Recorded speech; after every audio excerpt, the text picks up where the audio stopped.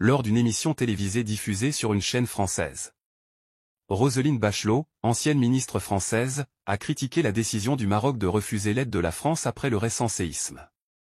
Elle a qualifié les explications marocaines de logomachie, c'est-à-dire de discours confus et incohérents. Bachelot a notamment pointé du doigt les arguments avancés par le Maroc pour justifier son refus.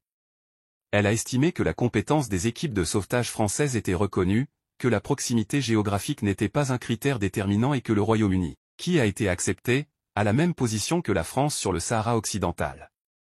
Bachelot a estimé que la décision marocaine était motivée par des raisons géostratégiques. Elle a rappelé que le Maroc est une monarchie fragilisée qui ne répond pas aux aspirations démocratiques de sa jeunesse.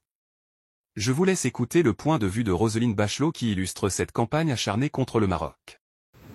La logomachie marocaine me paraît quand même étrange. Après avoir dit c'est une question de compétence, je pense que la compétence des équipes françaises de sauvetage est reconnue, d'avoir argué de la proximité. Le Qatar et les Émirats arabes sont pas vraiment plus proches que la France.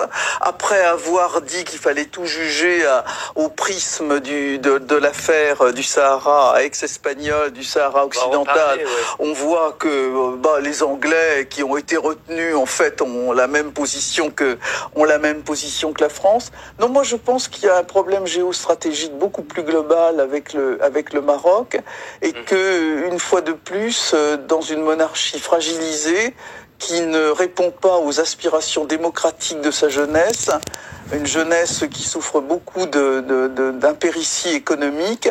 Il faut replacer ça dans la stratégie, dans la géostratégie africaine. Vous remettez, finalement, vous voyez la balle dans le camp marocain. On va reparler. Ah oui, moi je mets la balle dans le camp marocain.